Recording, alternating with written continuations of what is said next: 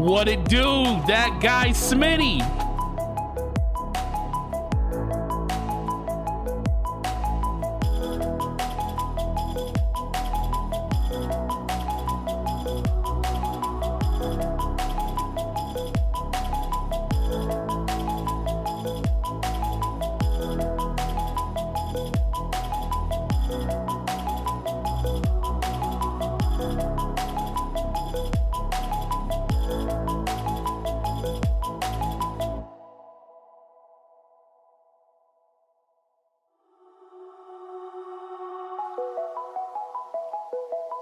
Oh man, you know my day went well, man. I hope yours went well. We're gonna see if Slow-Mo's gonna actually show up to this beatdown he's gonna get in the next 8 minutes 35 seconds. He probably will show up though. I gotta spur him on and see if get him excited as usual.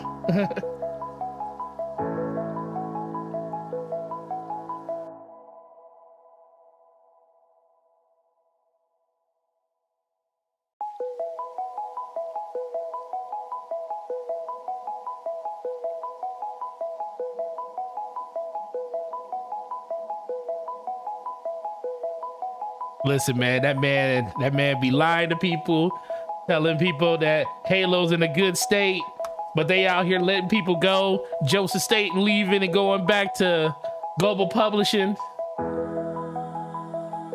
Man, it's a bad time being a Halo fan out here. But you know, we love Halo. Halo's great. Maybe be even greater in other people's hands, but you know. Bubba Fett, what's up, Bubba Fett? Are they gonna treat you with better respect than Mandalorian season 3, sir?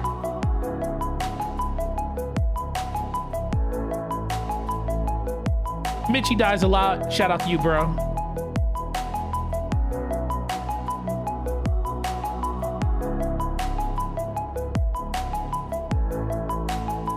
As you can see, we're gonna probably have an argument today with Slow-Mo. You know, God of War Ragnarok sells 11 million. You know, everybody out here saying bundles don't count. I'm here to tell you that they do count. And it definitely did. Bundles definitely didn't outsell the physical copy of the game or digital copy of the game, but we're gonna get into it when we get to that topic.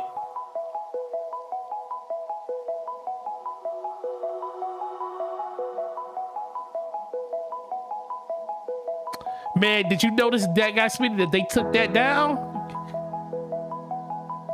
16.1 million, they pulled that down, man. They were trying to say 11 million on PlayStation 5 and 5.1 on PS4. But if I remember that 5.1 was launch numbers. But we're gonna get into it.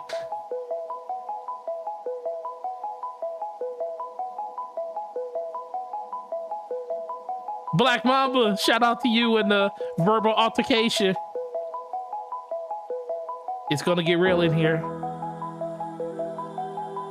Yeah, Slow-Mo sent me a link of it and he was like, never mind, they took it down. I was like, see, trying to get a W where no W's can be found.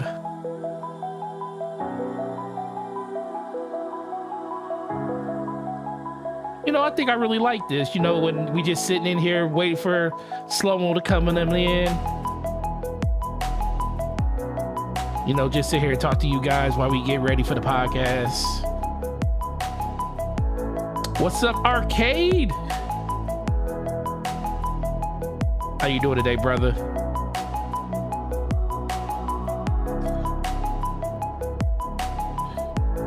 Shout out to everybody that had to shovel snow over the course of the weekend.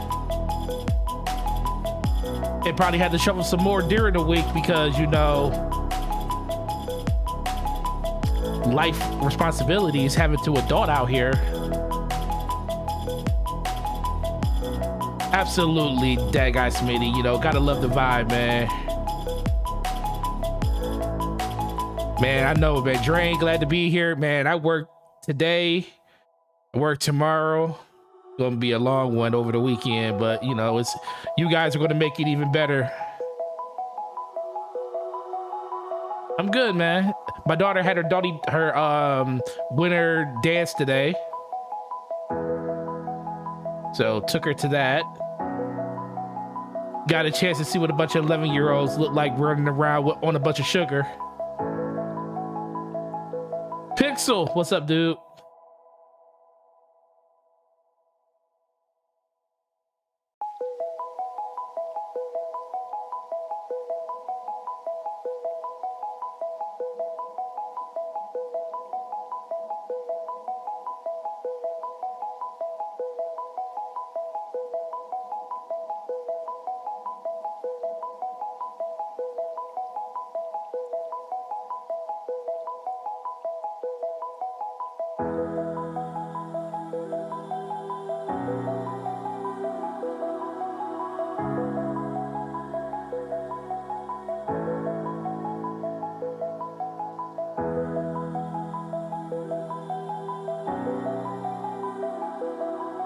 T-minus 3 minutes to the verbal altercation with slow-mo backslap.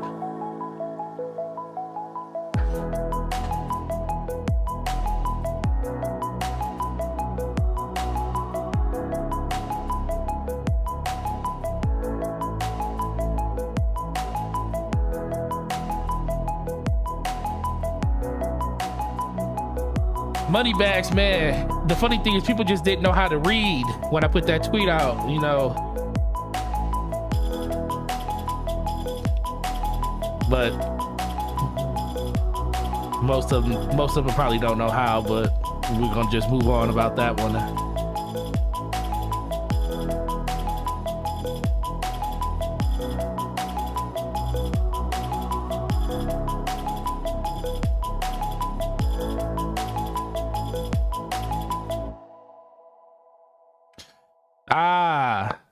Chat, 2 minutes until the show begins. My illustrious co-host has just showed up in the green room, so I'm about to chat with him for a second before we get the show started. So I'll be back with you guys in 2 minutes. Appreciate everybody that came through early. And we will see you guys in a minute and a half.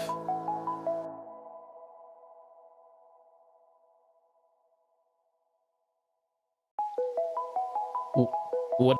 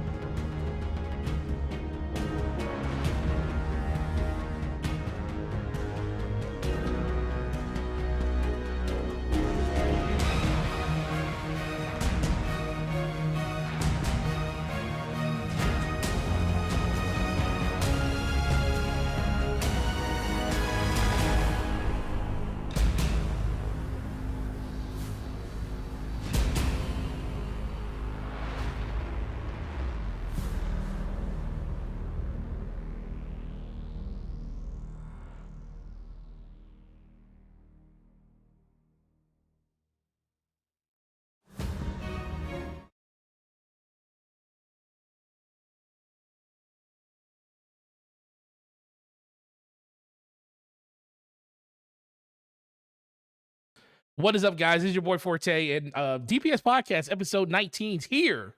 It's here. I got the homeboy Slow-Mo Backslap with me. It's going to be a great show today. Shout out to everybody that was in the chat when we first started the show. It was really, really cool hanging out with people during the start of the show. Shout out to everybody that was here. But man, we got a lot of stuff to talk about. Dead Space, PSVR, God of War, Tomb Raider working for Amazon now. You know, we got to talk about those fourth quarter financials that PlayStation and Xbox put out. Seems like some stuff need to happen on the Xbox side. And then last but not least, we got to talk games. Last but not least, we got to talk about, indie games. We got to talk about E3 and the last of the Mohicans that's pulled out. So we're going to talk about that too. But with that being said, the homie, Slow-Mo Backslap, the man, the myth, the legend, the man of many slaps, the man that's going to try to put me in my place during one of our beautiful topics. How are you doing today? What's going on with you? I am doing great. I'm doing excellent. It's been a pretty awesome day. Yes. I got the chance to have somebody call me a 343 shield. Like, imagine the audience here thinking, wait, Slow-Mo, a 343 shield? That's ridiculous. It's as ridiculous as it sounded. I was hyperventilating. I was so excited to just completely blow up that guy's argument. Which I did. It was fun. But it's been a good day. I got a chance to play some games. Got a chance to hang out with my kids. And yeah, it's been good. How about you, man? I've been good, man. It's been great. It's been also I got the chance to talk to you extremely early. Oh yeah. We talked in the morning. Yeah, we talked real early this morning because somebody put retweets said, how is this relevant? I was like, oh my god, here we go. We started early. Shout out to the early morning shout out from Slow-Mo on Twitter about how DPS is going to be pretty lit. We're going to be yelling at each other pretty early because we were doing it early this morning. And shout out to the tweet that I put out later saying, I feel like today is going to be a verbal altercation with Slow-Mo Backslap. So we're going to save that one for midway through the show. It won't take that long to get to it because you know how we do. We know how to talk and you guys love to listen and it's going to be worth the wait. So, with that, Slow-Mo, I really appreciate you being here. It's going to be a great time with you, man. Let's get through these topics. You just want to get through it so you can get to the one that you care about. Yeah, I just want to yell at you for being so silly. It's completely silly and illogical, which is like that's your forte. Hey, listen, man. Trademark, zing, right. Forte. Yep. It's your forte to be silly. It is. And illogical and devoid of actual facts. But that's fine. We're gonna get into it later. Cool. All right. So first thing we want to start with is shout out to Dead Space remake, the impressions. I'm about 4 hours in. I'm on chapter 5, I believe, right now. So it's about a good 40%, 30% through the game.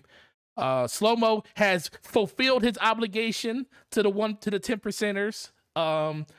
It was very entertaining watching his stream. So being a person that's never played Dead Space, I definitely want to hear his opinions on what he thought about it.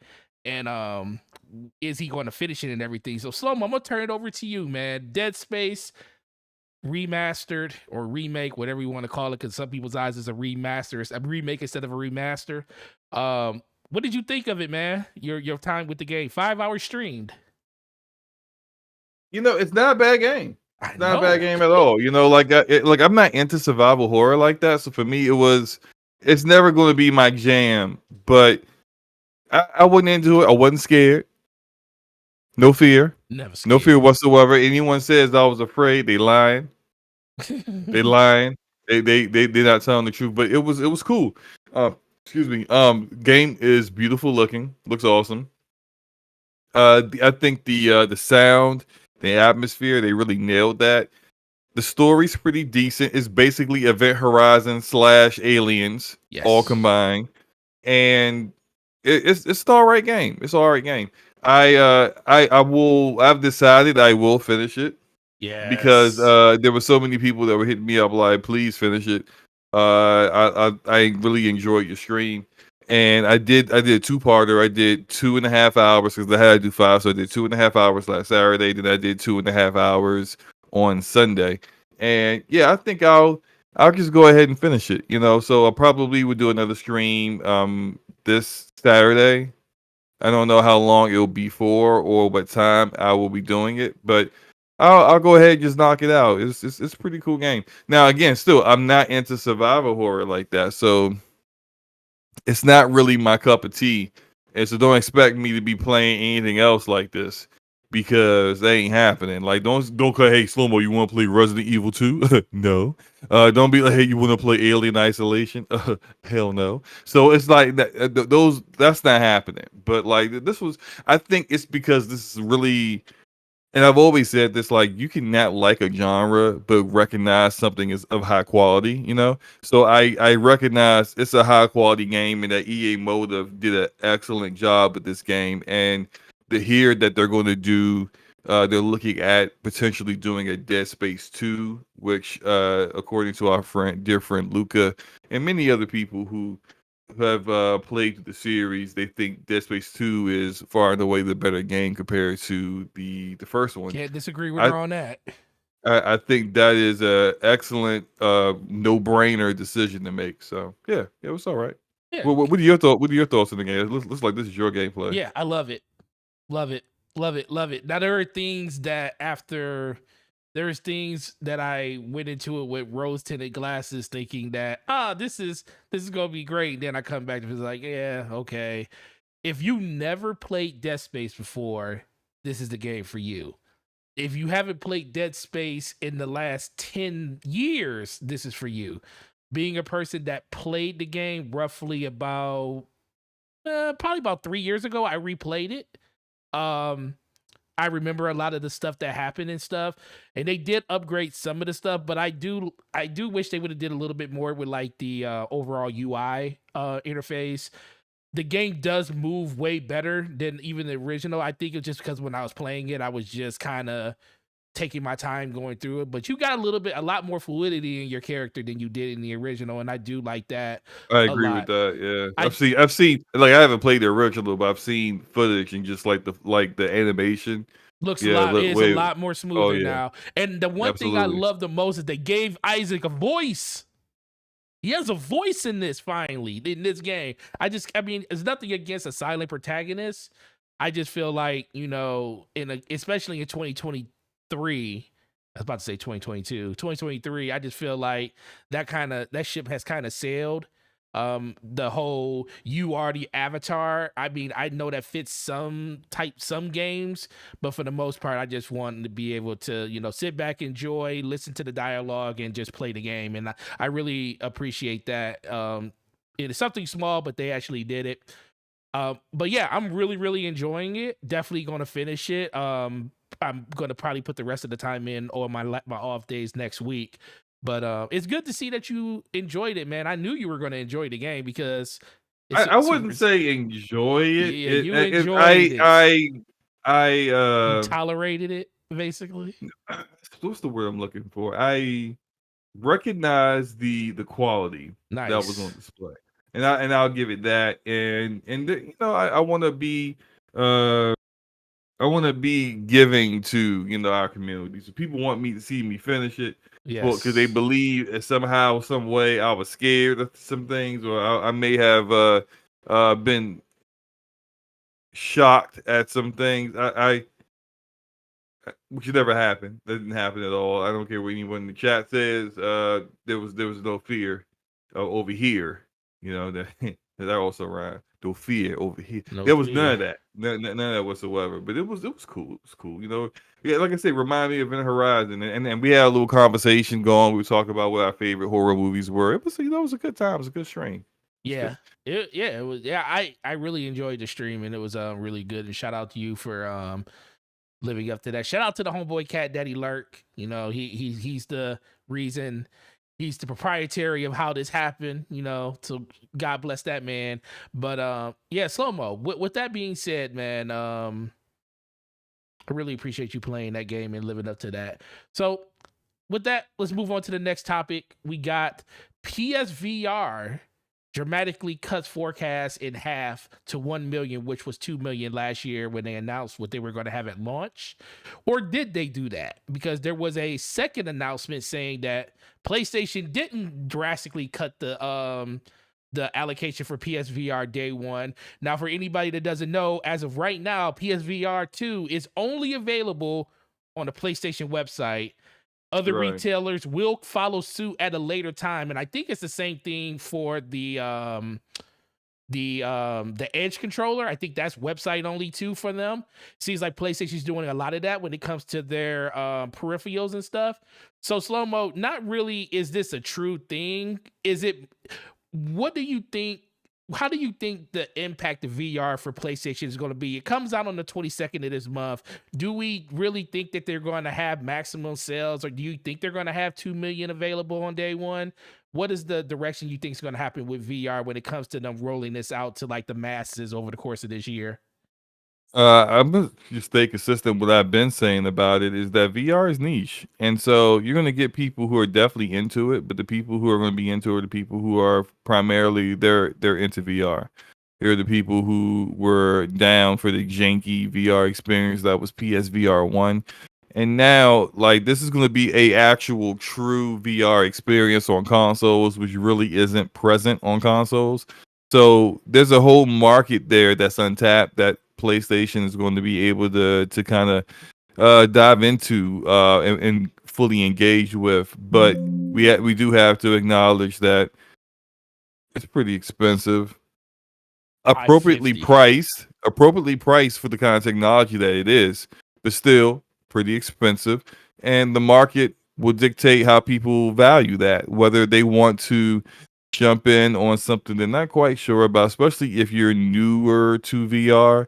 For example, like I a year ago, around this time last year, I got the bug and was like, you know what, I kind of want to test out VR, see what it's like.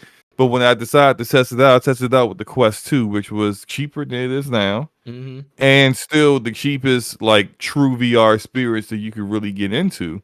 And kind of found out it wasn't for me, but I didn't feel like, oh man, I just wasted like nearly $600. I spent $300 on it, and it was it's all right.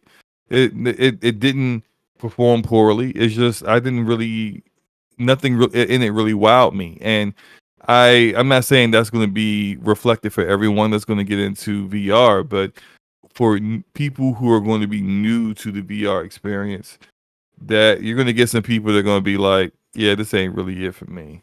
And there's Right. going to be some people that are going to really love it and be like, man, I can't believe I waited this long to get into VR. But it is what it is. You're going to get those, you're going to get that variance in the reactions to it.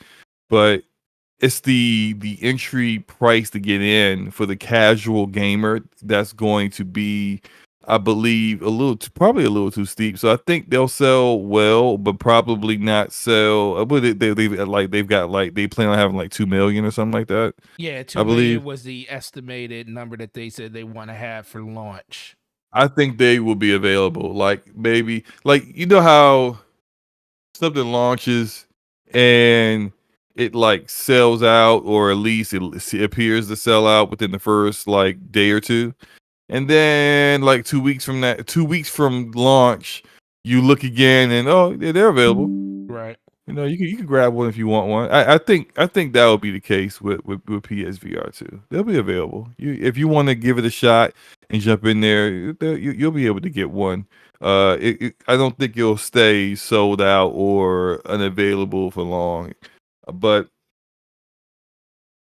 again, and I said this on, of course, people can't read on Twitter. Oh, you But say. right. You Yeah, say. we can talk about that later too. But I said on Twitter, I said, PSVR 2 is appropriately priced for the kind of technology that's in it. The technology is comparable to the Valve Index, which is $1,000. So if you look, there are people out here who feel like Sony should just take a L on the manufacturing of this, and it's like they do that with consoles. I don't think accessories or like these kind of accessories or where companies are willing to take a L on the manufacturing of it just to get an install base on. I can't really recall too many manufacturers in the history of the industry really doing that. But it's when you got Meta increasing the price of Quest 2, when you have the Meta dropping a $1,500 Quest Pro that was a piece of garbage apparently, Right. according to people who we know who got a chance to use it. It's just not in the cards for them to release a VR headset in today's economy and climate and make it any cheaper than they already did, Right. which is going to be fine. And I'm pretty sure that they understand where the market is and where things may go based upon how the economy is and where people, who have money or what they what they choose to do with their money, which is probably not going to spend it on entertainment, but spend it on things that they need. So, I mean, it is what it is. Right. What are your thoughts on this, man?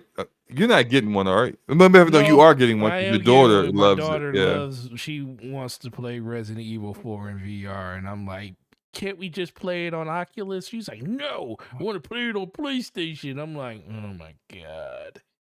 So yeah, I'm being I'm being shoehorned into purchasing this $550.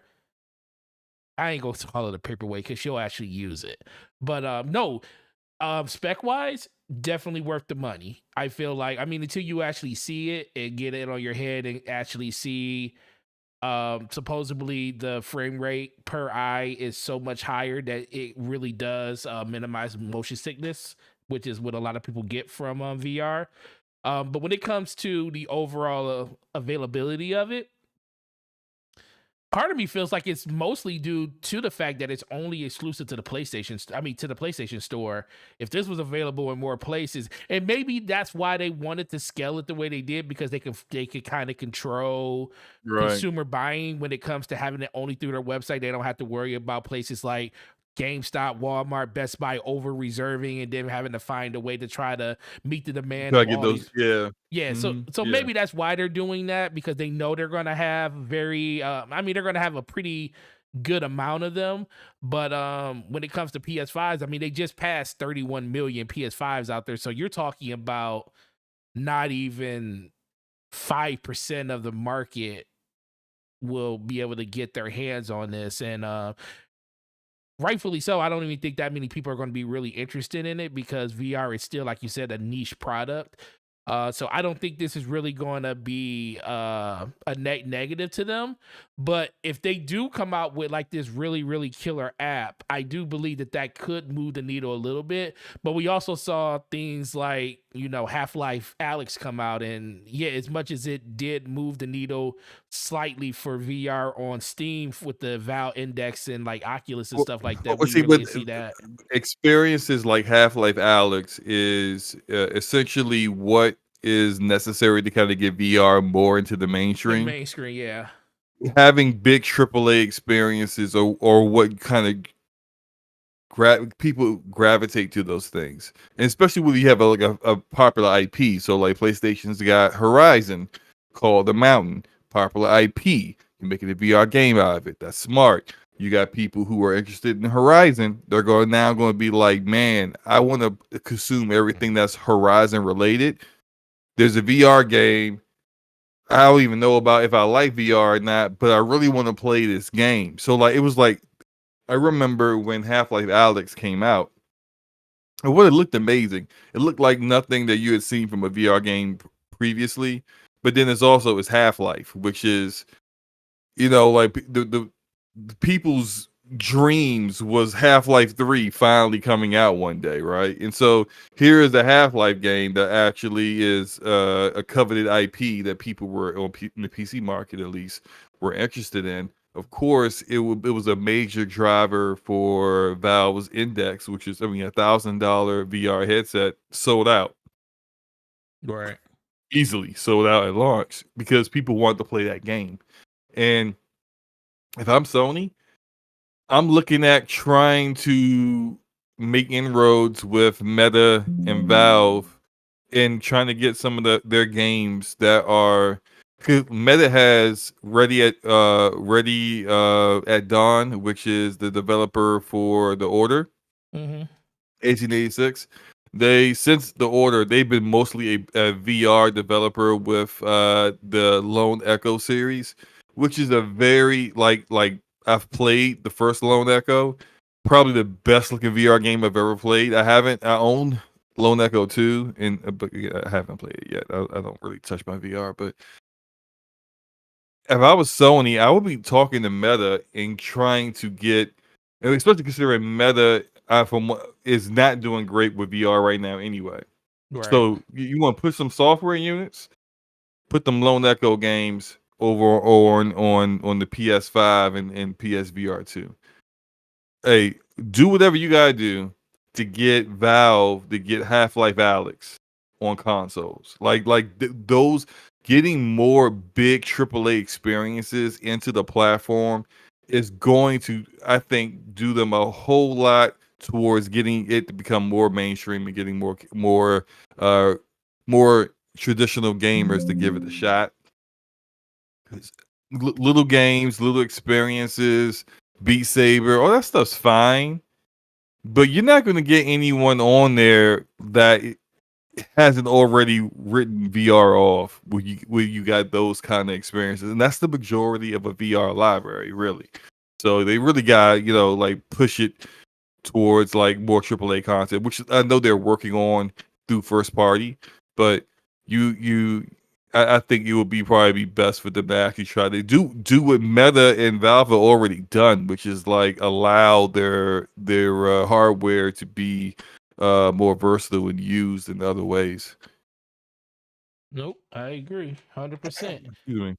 I just think in general, it just ultimately comes down to user experience. A lot of people really, really enjoy VR, but it just ultimately comes down to penetrating that market to the point where it's financially feasible to make as much out of it as possible. And I think PlayStation did really well with the original PlayStation VR.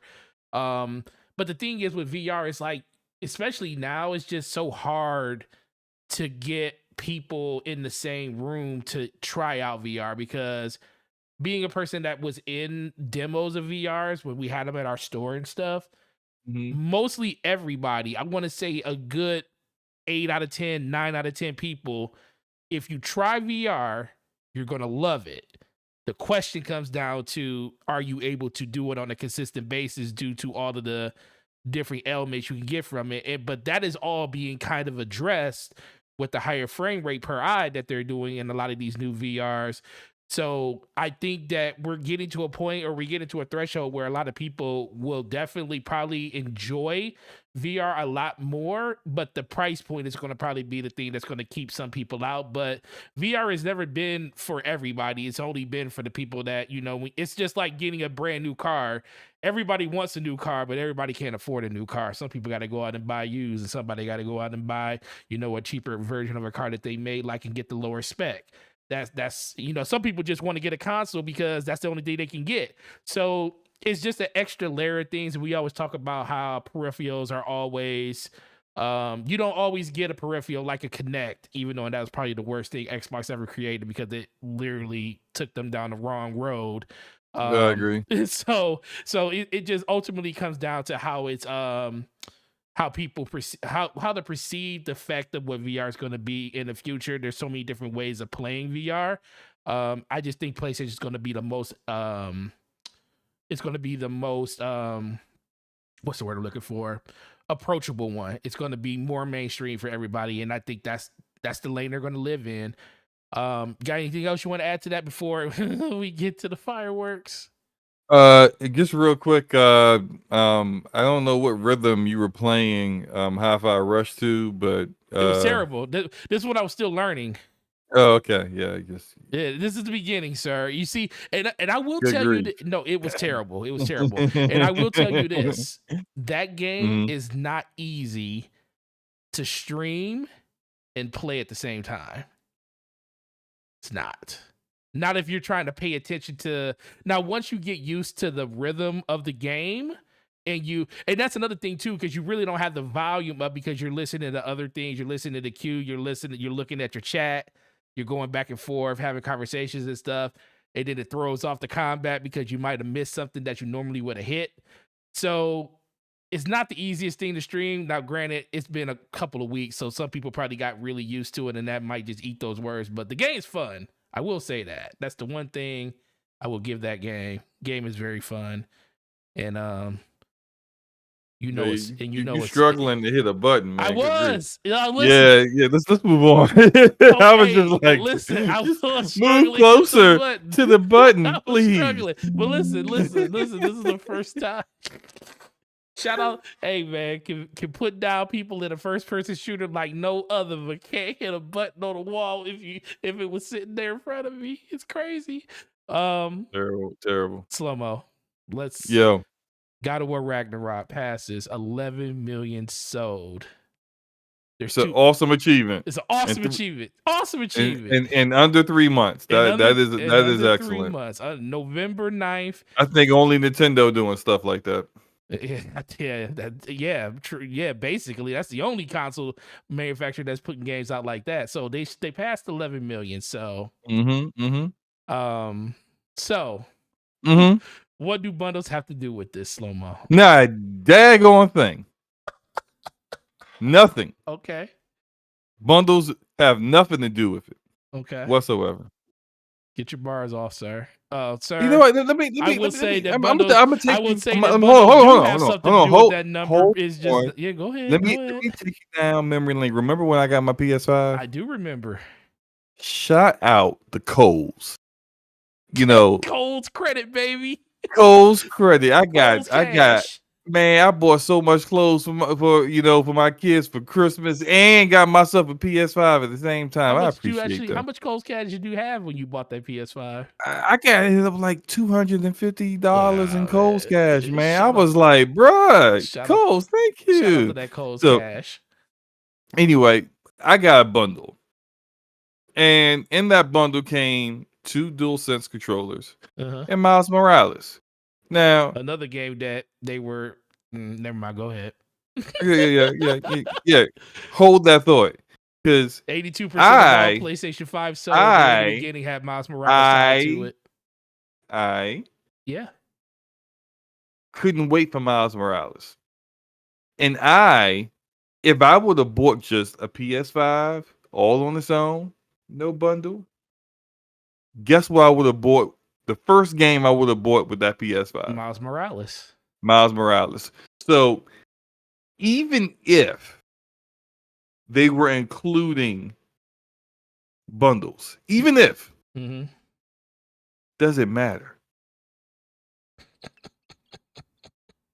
If you want the game, you would have bought it with the bundle or bought it without the bundle.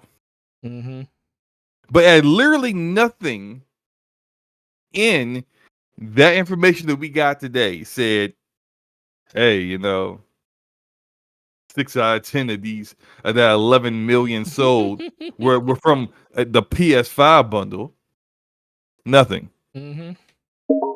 But you decide to pull this data out of thin air. I don't know where you got it from. You want to tell us where you got your data from, sir? No, go ahead. No. I'm asking you. I can't give up insider knowledge on that type. Oh, you gave up. You told me this information. Oh man, it ain't exactly insider knowledge either. It's not. I even tweeted that it wasn't insider knowledge, but people don't read on Twitter. But go ahead. No. Explain where you got your quote unquote numbers from. Okay, listen. The only I will. This is the only thing. Okay, so I'm still gonna live on this. I'm gonna live on this island by myself along with all my friends. Just like you was living on the island thinking God of War was going to get delayed. But go ahead. Well, at least I came to my senses on that one. Eventually. So let's be for real here. So God of War came out. God of War came out November 9th, correct? Just a bunch of we're gonna speak Yeah. facts first. God of War came out November 9th, right? Okay. Mm-hmm. It also released alongside bundles for the PS5, right? Bundles for the PS5 were day one with that system, right? I don't know. They were. Maybe they were. Maybe they were. Okay, that's They fine. were. That's They fine. were. That's okay. Go ahead. That's literally the only thing you could buy day one if you wanted the PS5 was a bundle with God of War. Now, if people read this tweet, now I talked to a couple people, and I will give them, I will say they're right to one point. I was being real messy. I was looking for topics on here, and I saw the comments, and I was like, you know what, this is gonna be real funny just to throw it out there to see what happens. Oh, so you admit to? I always admit that. Listen, do you know that J-Dub actually commented on my tweet? The last time J-Dub said anything on a tweet that I put out has been probably a year. The fact that I was console warring, so of course, man. Yeah. He finally came out of the woodwork. I feel like I was special for a second. But no, the one thing I will say I agree with. Putting 7 out of 10 on it was probably the number that everybody was jumping out on. Even though in my humble opinion, because this isn't opinion, this isn't a fact. I'm glad you admit that. No, I admit when I'm being messy, but I will tell you this though. Mm-hmm. You can't walk into a store and find 10 PlayStations that don't have that game in it since November at one time. If you walked into a retailer, I don't care what retailer you walked in, it could have been Amazon, it could have been Best Buy, it could be GameStop, it could be Kohl's. Kohl's is in there still selling them like that probably if they still have them. Target too. I don't think Kohl's sells. They probably don't anymore. The fact that you got one from Kohl's is winning. So you're right. Yeah. So in my opinion, by the way, your topics list disappeared. It did? Why did I don't know how you did that. I don't know why it did that either. Just pull it back up again. Topic list, and there it's back now. So, in my opinion, ever since God of War came out, you haven't been able to walk into a store and see, like, there's nowhere you saw 10, probably not even 5 regular standard versions of that game out there. Now, going back to what you said, does it really matter? No, it doesn't matter, because guess what? The game sold. The game's amazing. It sold no matter what. It's just the fact that I love hearing people talk about it, just like they talked about with Miles Morales, where they were saying, oh, well, 80-something% of all PlayStation 5 sold are being sold with Miles Morales. And I'm sitting there like, are they being sold with Miles Morales because people want Miles Morales? Or are they being sold with Miles Morales because they're requiring people to buy them in bundles with Miles Morales? So that's always been my whole sticking point. If you're going to praise something, praise it in the right way. Talk about why it's doing the things it's doing. Don't just say, oh, people want to buy Spider-Man or people want to buy God of War. You know, I'm the biggest God of War fan there is out there for the game. Except for this game.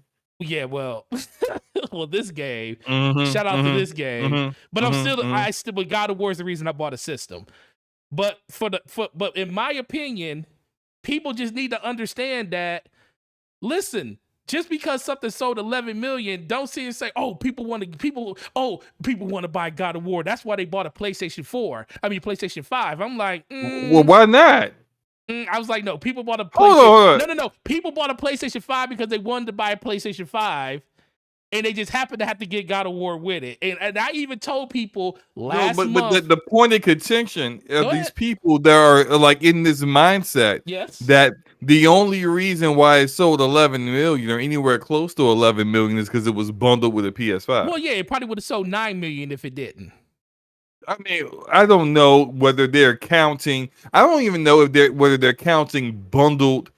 Unless they change, because the reason Wii U is the reason Wii Sports is the most sold game on the Nintendo platform of all. Well, not even that's Nintendo reporting. That's Nintendo reporting their numbers. No, that's NPD. Sony is okay. Well, you don't. Sony is different. This has nothing to do with NPD because this is Sony reporting their own data. Okay. Nintendo reported whatever they reported. NPD reported for Nintendo. Regardless, all I'm saying is, we didn't get any kind of data for people to be like literally jumping out there with, oh, it only did that because of bundles without zero with zero actual Slow-mo. information to provide that. Once again, slow-mo though. But just using what you just said, even if they would have just said, even if they said this was standalone, if they would have came out and said it was standalone sales, and I even said this on Twitter, I said, shout out to, if that's standalone sales, that's freaking incredible, because you found 11 million people, which is 33% of your user base, to go out there and buy God of War, which was drastically lower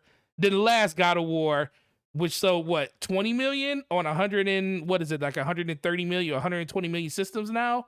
Now yes, I think it's a little bit more than 20 million. Like I think 20, it was 20 million 20 something before it went to PC, and so PC gave it a nice little bump too. Okay, gave it a little bump too. But you ever heard of Benji sales? I have.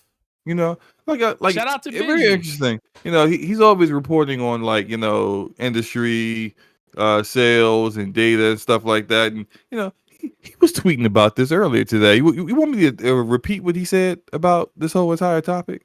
I'll go ahead and do that too. So he said, legitimately laughing my ass off at the people saying this is primarily driven by bundles. Spoiler alert. That's the thing. Nobody said it was. Oh no, plenty of people said it was. I didn't say it was primarily, but spoiler alert, it's not. The majority of all Ragnarok copies sold have been standalone. Bundles definitely don't hurt though. Yeah, that's what he's saying. And yet you still have people out here like, nah, man, it's just they reporting this, they trying to hit us with the okie dokes about those bundles. It ain't, man. And your little, hey, in my neck of the woods, 7 out of 10, sales of the Ragnarok was from the bundle. I'm like, well, Forte, that's just where you live in Michigan.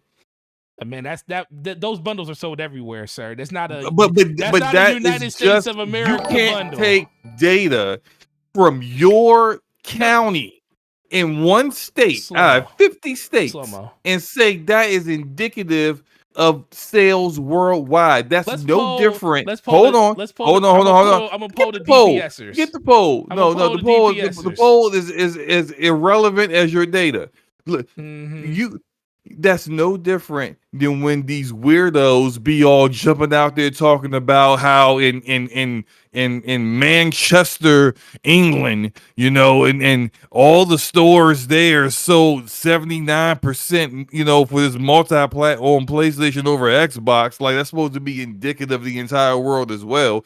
Like, even if it is, you can't prove that with your very limited data and very limited region, where literally the rest of the world have different tastes. There are different allocations of consoles and percentages, or just different tastes in the game in general. It's just like, it doesn't make sense. And you just can't use your GameStop stores, which is not indicative of everything else is happening in your area, from Target and Walmart, Best Buy. They also sell the game and the consoles. You don't have their data too. It's not going to work. Can't work, man. Can't work. Can't work. Okay. And according to our friend Gregor in the chat, Michigan can't even get clean water. So of course your data is wrong, man. We're talking about Flint here, man. Flint has got some of the most impressive. Y'all can't even clean water right. So of course y'all ain't gonna get no data right. Come on, man. Listen, man, you I don't even know where Gregor lives, but I was gonna say something about your hometown, but never mind. I'm not gonna go there. Shout out to Aronimus with the $5 super chat. He says, Forte, how many copies of COD was also sold and purchased with those God of War bundles? A lot. That was the game that most people wanted. Shout out to Basement Radio Arcade Podcast with the $5 super chat. According to Chrono, shout out to Chrono. Shout out to my ex amazing Sony rep that I used to have when he worked there. That's your boy. That's my boy. You should have went to him first. No. He would have set you straight. With a conversation with a PlayStation associate or employee, Sony doesn't count bundles regardless of the game sold very well. Absolutely. And no. Guess what? Listen. And if he says from a sales rep, former sales rep, if he says that, I agree. It's all about the information that they're giving people. I said that we were missing. You said if he says that, you think Enrique's lying? No. I'm saying if that's what I'm talking about. If that's, I keep wanting to call him by his real name, but I said if that's what Chronos said, I believe what Chronos said. Here you go with the if. He either said it or he didn't say it. I didn't hear Chronos say it, so I got to make sure. I got to talk to Chronos myself because Enrique might be out here trying to stir the pot. Oh, look at you! Look now we can't even trust Enrique. This is sad. We can trust Enrique. I can trust Enrique. You know, I can trust Enrique as far as I can throw him. But no, this is the thing though. It's not a big deal. It's just really interesting to see the conversation that comes from stuff like this, because it just really lets you know that people are really, really in their feelings when it comes to just sales and stuff. And people always say, I don't care about sales. Yes, you do. Y'all all care about sales, because that's the ultimate conversation starter when it comes to this stuff. But for the most part, slow-mo, even if, okay, I won't even say even if, let's say this is 100% correct. 11 million sold, that was standalone consoles on standalone, and all 11 million people absolutely wanted God of War. And that's an amazing number. But I know when they finally come up with when that final number comes out, do we ever think do you think there's ever gonna be a point where they ever gonna tell people what the total amount of God of Wars that were put into the world were sold? Do you think that number's gonna ever come out? Or do you think they're just going to live off of just sales on? Like, do you think they're ever going to announce the full number of God of Wars that are out there? Because as much as people want to say that they're not charged, that they don't count those bundles, they charge you for that copy of God of War. That's it. Sometimes people look at it like God of War, they're not even charging you for it. No, they're charging you for that game. It's $5.59 for that bundle. So they're just giving you a discount on it, but they are going to charge you for that. They're going to count that game at some point. Do you ever think we're going to ever get that number from Sony? Or do you think Sony's just going to just live off of this only sold at retail when it comes to the actual box product of the game? I don't think they'll talk about the how many of the bundles versus how many of the regular PS5s or so. That I don't think that I because they don't care about this kind of stuff. I don't think that's even relevant to them. The funny thing is, shout out to Chronos. And I'm just going to say Chronos is right, because I do believe in that man. That man is impeccable to his every. Plus, he used to work for Sony, so he knows this stuff. 11 million, and then you add, let's say, and we sold a lot of bundles. Everybody sold a lot of bundles. Those bundles flew out the store when they first came out. I'm really interested to see when they finally announce holiday numbers. Did they ever announce the fourth quarter sales, like how many consoles they sold during the fourth quarter? But technically, I mean, okay, I don't. I know they got different fiscal years, so I don't know when is fourth quarter for Sony. Or like third quarter. I think their fiscal year is. That's a good question. When does theirs end? I know Microsoft's end in June, so that means holiday is their third quarter technically.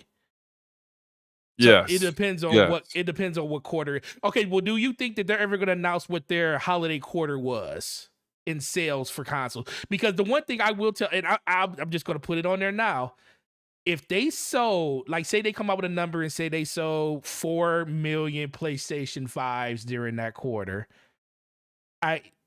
it's going to be hard for anybody to convince me that 3 million of those wasn't with God of War in the box with it, if not more. Because that's all they had available. That's all you could find. And that's all I was talking about. Because it's not, it has nothing to do, because the number is the number. Who really cares about the number? It's just the conversation about how the game sold, and people say, well, and I think if people just didn't come out and say, well, people wanted to play God of War. And I'm like, no, there was about 3 million people, or however many consoles they sold out there. A good 75% of those people didn't want that game, but they had to buy it because they wanted. Do you know that? Because how do you know that? How do you know? You're trying to say you to people, literally threw a number out there and said these people didn't want God of War. Where did you get that number from? So are you trying to say that your people or the people My people. yeah, you're not your people, but the people over in Maryland are different than the people in Michigan or the people that are different in What Chicago or I'm anywhere saying else? is where you People that are you're living in throwing UK? numbers out there. No, you not only are you throwing numbers out there, but then you're applying intent to the sales numbers. Well, what people Yes, sir, intended, what dude. people wanted. Oh, I bought this PS5. I got God of War with it. I didn't really care for God of War. I just wanted the PS5. Like, where are you getting the data that X amount of people felt that way? Like you're this is what I'm saying. Like, you're taking data and then you're applying your own logic to it instead of just saying it is what it is. It is what it These is. amount of bundles from GameStop sold in this area, and that's it. You can't say No, like you can't say only that. You can't say that. 90% of them never Nah. wanted God of War. They just wanted Okay, the so you just don't. PS5. So you just don't You want me to can't put. say You just that. don't want me to put a number to it. That's what you're basically You saying. can't put because Okay. you can't. So let's. I'm trying to tell. Oh my god! I wish I could just. I wish I could say this. These numbers, man. Oh my god! Listen, there was barely. What I mean barely. Okay, barely. If a store. And this is at Target, because I know people that work at Target. I know people that work at Best Buy, because these are all conversations we had. There's All in Michigan, huh? like Michigan is no different than anywhere else. Listen, Yes. oh Wait, my God, it's the Forte. United States of America, and they all get. Forte. Oh my, Not okay, everyone okay. in the area So feels okay. the same about a console. So Okay. Slomo, can you walk The- into the- Slomo? So you don't if I know. had to You put don't know Slomo, if I had to which put console. Slomo, if I Look, had to put your America. name, Hold go on. ahead, America go is ahead. the closest when it comes to the consoles. Xbox and PlayStation. This is the closest that they are in sales in this region. We don't know if in Kentucky Xbox sells more than PlayStation, or No, we like don't know that. or in Maryland PlayStation sells. We don't know any of that. We do just because let's say if MPD came out and this month and said, well, PlayStation sold I'm just gonna throw a number like 400,000 copies and Xbox sold 250,000 copies.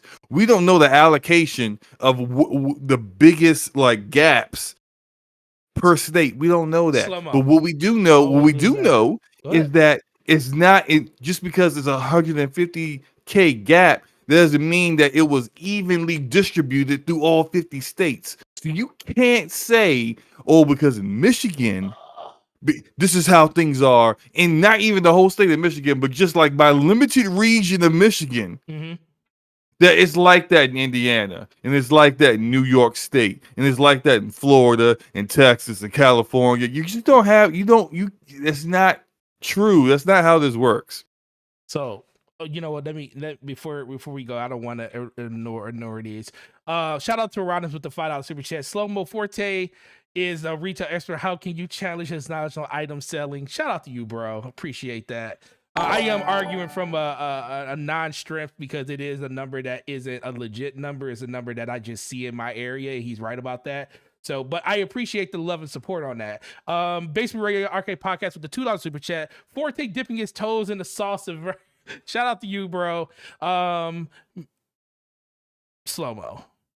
Miko with the $10 super chat. Why do bundles only matter with Sony's games? Nintendo bundles Mario Kart, Animal Crossing, Pokemon, and Splatoon. Switch is selling millions, and so are those games. And I've never heard it brought up because nobody cares about Nintendo. I care about Nintendo. Mika, that's a great question. Why are people bringing up the bundle now? I agree. I Because it shouldn't be brought up at all. It wasn't brought up in any other bundled game. I will say this. But now all of a sudden, not genuine. It's not. It's not. It's kind of not. It's correct, but it's not correct. It's certain parts of it. Now Nintendo does do a Mario Kart bundle, but the Animal Crossing and the Pokemon and Splatoon bundles, those aren't bundles. Those are just special editions of the system that don't come with the game. The only bundle Nintendo sells is the Mario Kart bundle, and that's only during one time of the year during Thanksgiving, and they've done it for the last 5 years. So that's it. Outside, I think they did a Mario Odyssey bundle before. That was it. Those are the only 2 bundles I know they ever done. So you're correct when it comes to the Mario Kart one, but all the other bundles, and that's probably why people don't talk about it, because Nintendo just charges you $10 extra just for the different color Joy-Cons and the little artwork they put on it in general. Go ahead, Slow-Mo. No, I mean I said my piece, and Oh, I think okay. the chat and the audience in general, as well as the people who want to watch this on replay, and on Spotify, iTunes, your various podcasting Various method, podcasts. are all in agreement with No. me that you just out here just throwing, numbers and intentions of No. gamers willy nilly No. for no reason whatsoever. Slow-Mo, would you if I was to tell you I would give you $100 to walk into a store, do you think you can put $100 on the line and walk into a retailer right now? What do you think you would find if you had to say 10 PlayStations you find in a store in your area? What would you think you would find? You know what I would find? What would you know? What's version of I'm the system would you gonna tell you. find? I'm gonna tell you what I would probably find. What would you I'll find? probably find copies of God of War Ragnarok, standalone copies, and people buying them. No, you definitely find that. I'm talking about consoles. I ain't talking about games. But the thing is that what are you primarily seeing? What are Are we? you What I know what we're primarily seeing. You're the one that's because it's not like the PS5 launched in November. no. It launched in 2020 and it's not like there wasn't already 20+ million people in the world that had a PS5. Facts. I agree, 100%. And it's not like God of War Ragnarok was only sold in America and only sold in Michigan. It was sold in Japan, in Europe, in Germany, in Africa, in South America, and literally everywhere.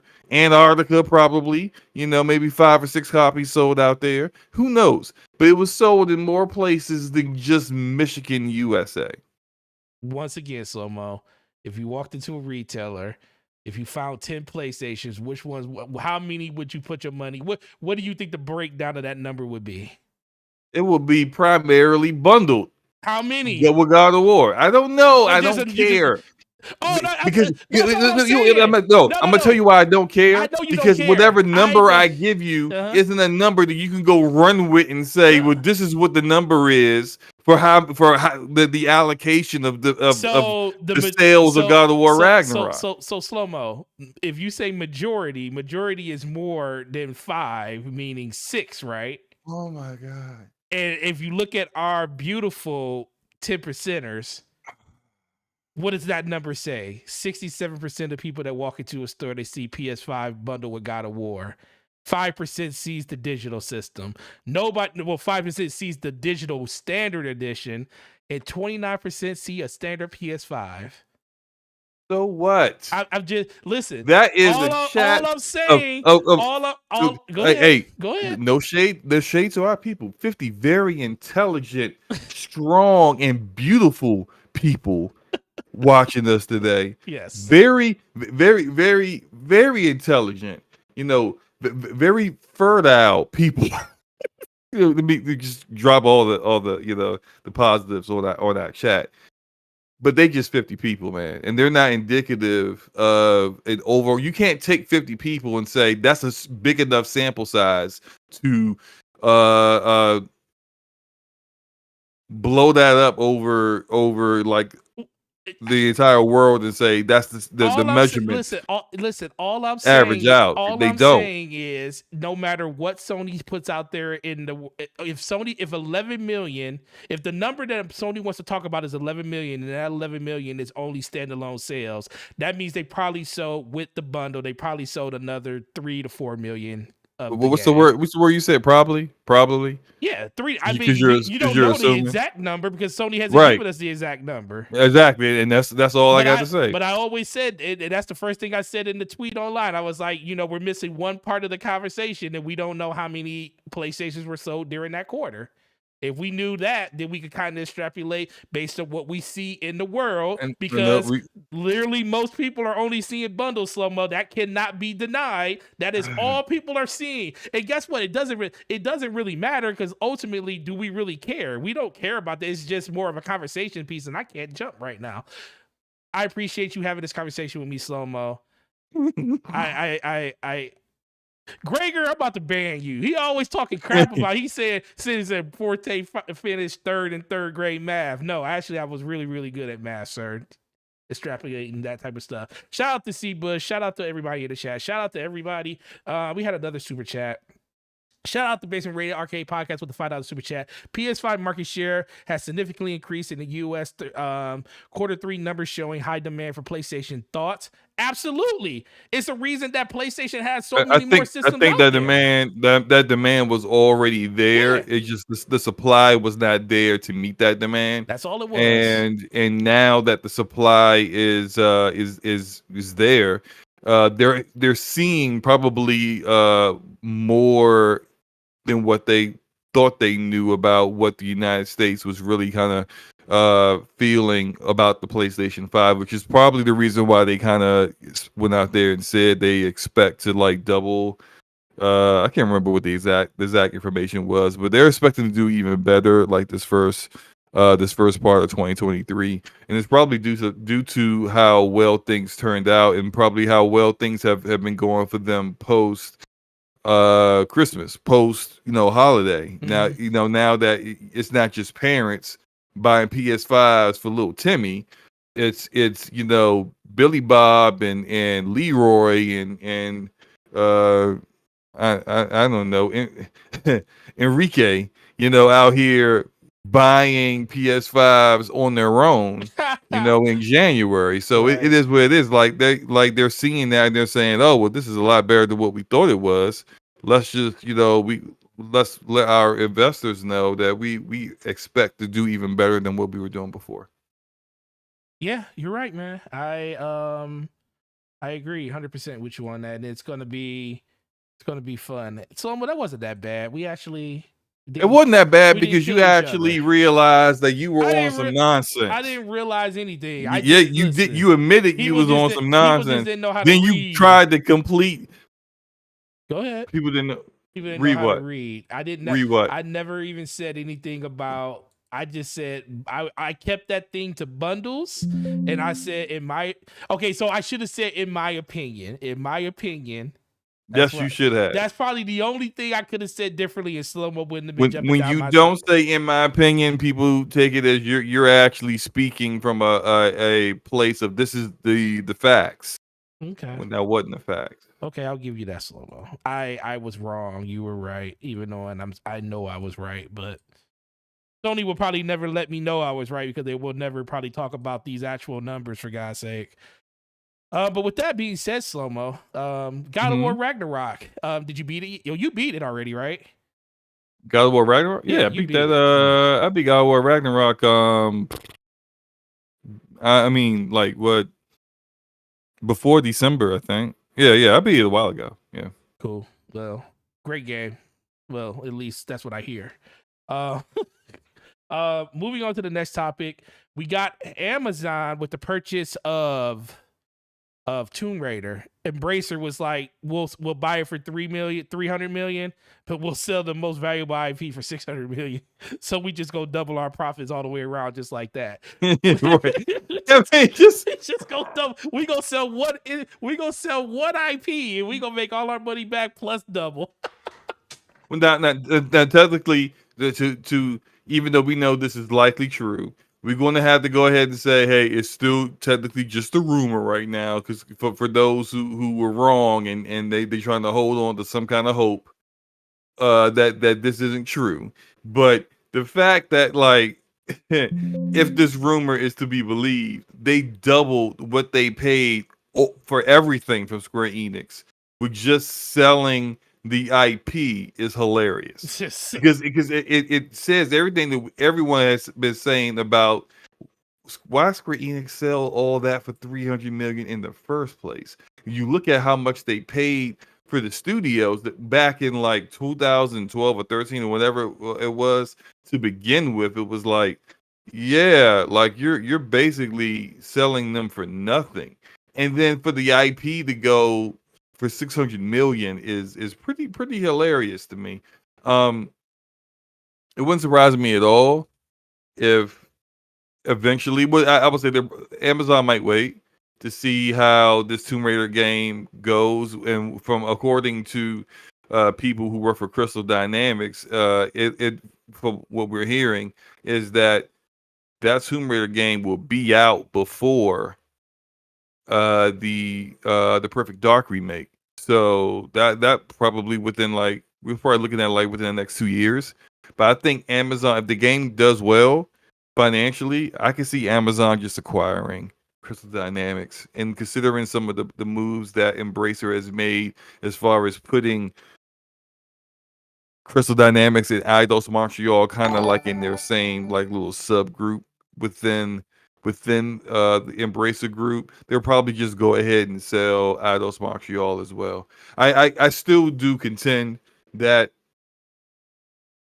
Embracer Group acquired these assets to sell some of them, like Tomb Raider, Crystal Dynamics, Eidos Montreal, to Microsoft, especially considering how before this ABK deal went the way it's been going, that both of those studios are working as co-development studios on Microsoft games. Yeah. Like you can definitely see that this was Microsoft giving them a tryout, like see how things go. If things go well, if Perfect Dark is received well and is developed well, same with Fable, then they would just go ahead and acquire those studios. And you got two quality studios that do something that currently within the stable of Xbox's 20 plus studios, they really don't have a developer that really excels in those areas and those in that kind of game design. But with the ABK deal going the way it's going, with it potentially going beyond this year, and even though Phil Spencer came out speaking confidently that he thinks it'll be closed within this year, it clearly isn't going the way that they thought it would when they first did the acquisition.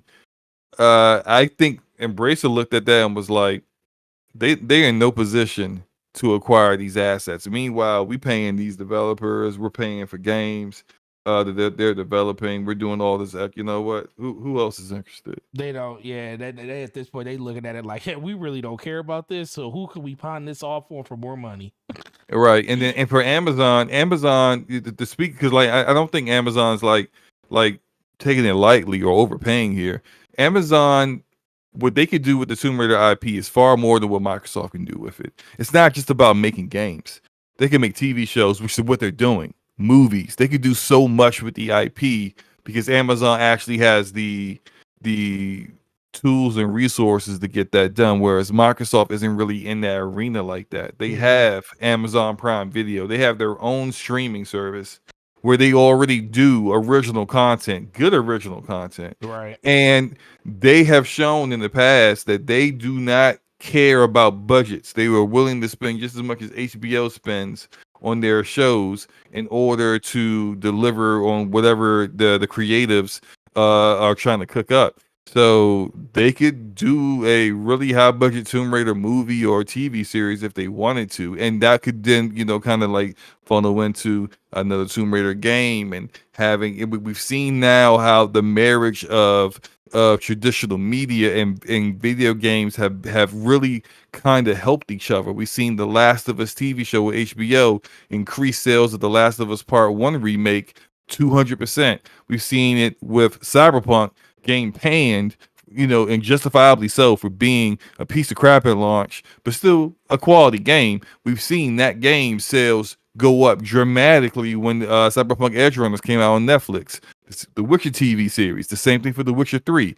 Game old as dirt, out of nowhere starts selling more. So we see where having TV shows appealing to the casual market will get not only just gamers involved, but the casual gamer that maybe probably only really just plays Call of Duty or Madden or FIFA or whatever, watching this TV show, and if it's a really good, deciding to go ahead and play and buy that game too. So for Amazon, it's far more valuable. The IP is far more valuable than it would be the Microsoft.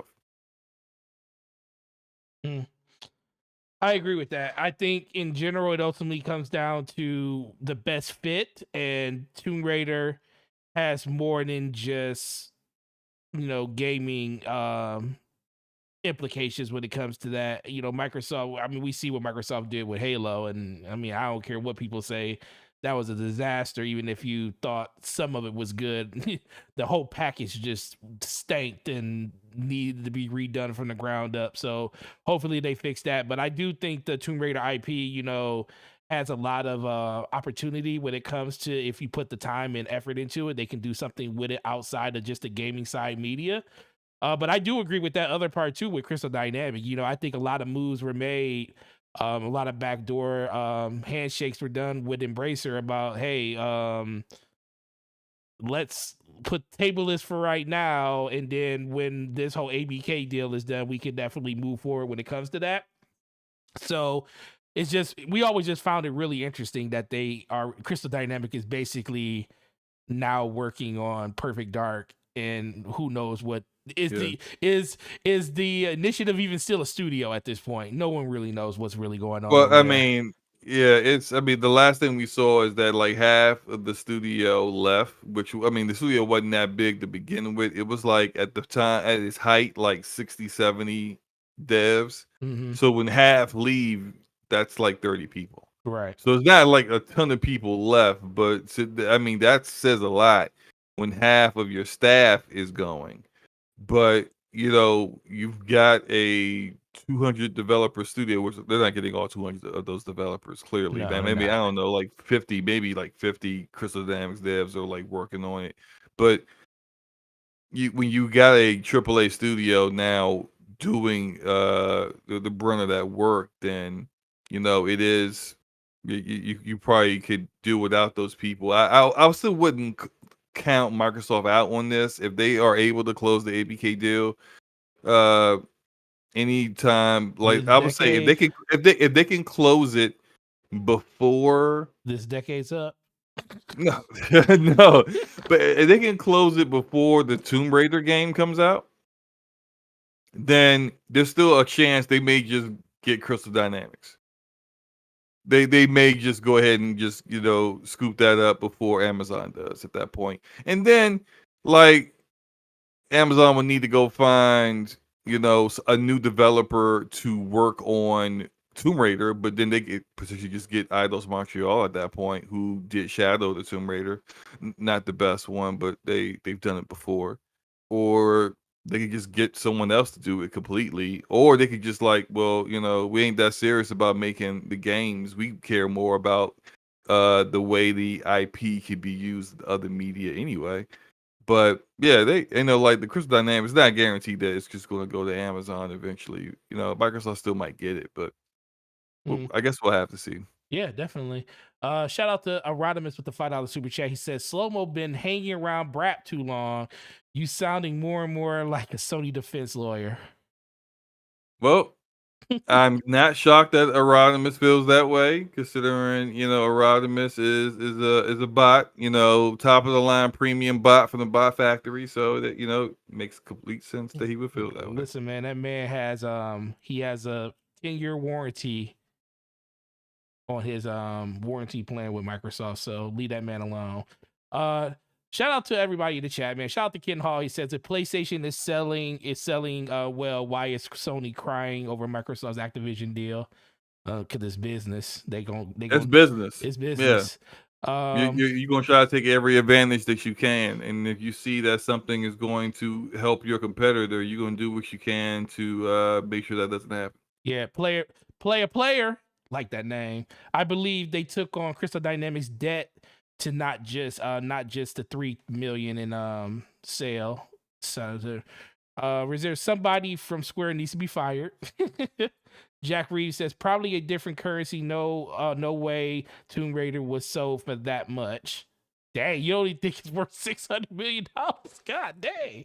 It is more than just a game, people. It is movies and everything else. Yeah, it's movies and everything else. Like, and we don't know how much the movies made with like the Angelina Jolie ones with that other woman. I can't remember her name, but that's the latest Tomb Raider. Yeah. It's considering what they can make off of it. That 600 million might end up being a discount for what they could turn out to be for them in regards to kind of revenue they can make off of it. Yeah, definitely. And then Play says Sony wants to maintain the dominance in the console market. That's why they don't want the ABK deal to go through. At the end of the day, it's just business. Absolutely. Gregor says Square's following the Forte math formula. Shout out to you, bro. Shout out to Brap with the $2 super chat. Slow mo is 343 shield. Listen, yeah, man. apparently, man. You know, like I love everything 343, and I have never criticized them ever. They 343 has made the best Halos ever. Wow. I can't even say that. You with can't a say that face. with a straight face, man. It's the best games ever. Well, I mean, they did make the Massachusetts. Well, in some people's eyes, they probably made the best Halos worse by putting them in a package like they did. It took forever to fix it. Oh man! But shout out to everybody in the chat, man. It's good to have you guys here. The big thing is show business is a strong female lead who is better than Laura Croft. Man, that's a good question. Is there when it comes to like this type of media, is there a character that's bigger, like female character that's bigger than Laura Croft? Aloy? I don't Maybe. think she's been around. I mean, long I enough. think Aloy is super boring. Plus she's dry. Yeah, she's super dry, but I mean, she's getting her own TV series. Well, so that's because Sony owns it, and they're going to monetize the crap out of that. hey, depending who they make as the actress, that might actually she could completely vault over Lara Croft. We also got some replies to the chat saying Samus. Yes, Samus definitely. I would say would make a lot of sense. Only if Nintendo ever made a movie about Metroid. Rob the Don says Aloy is boring. Yeah, absolutely is boring. Shout out to everybody that did like that game though. If you liked it, then I wish wish I could give you $5 back for everybody that liked that game. Next topic, man. Moving on to the next topic. Fourth quarter finance for Xbox and PlayStation. Shout out to the homie Benji Sales. Was it Benji? I think it was Benji. Benji puts out everything, so it probably was Benji. I'm trying to pull it up because you sent it to me. Here it is, right here. Oh no, it's Nib. All right, so comparing the latest quarterly results from Microsoft and Xbox and Sony and PlayStation, it is interesting. Xbox needs those big titles.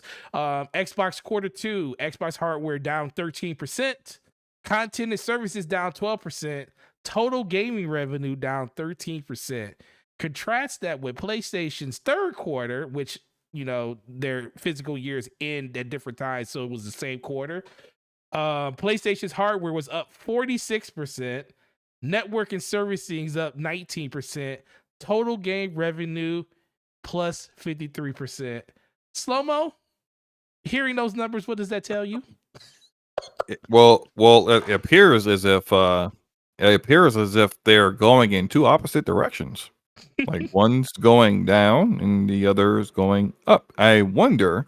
Why you sound like Barack Obama right now? I sound like that was not a Barack Obama voice. Although I don't know what kind of voice it was, but I just felt like doing it. But it appears to me that they're both going in opposite directions right now, as far as sales goes, and hardcore, you know, performance goes, and I think there's a huge difference between the two. One hasn't released a first-party AAA game in over a year, and the other has. So I mean, but hey, I mean, what else? What else could you say? Like you've created a. I mean, PlayStation already kind of just like worldwide is a more popular brand. Period. That's fine, right? You exclude that for a moment.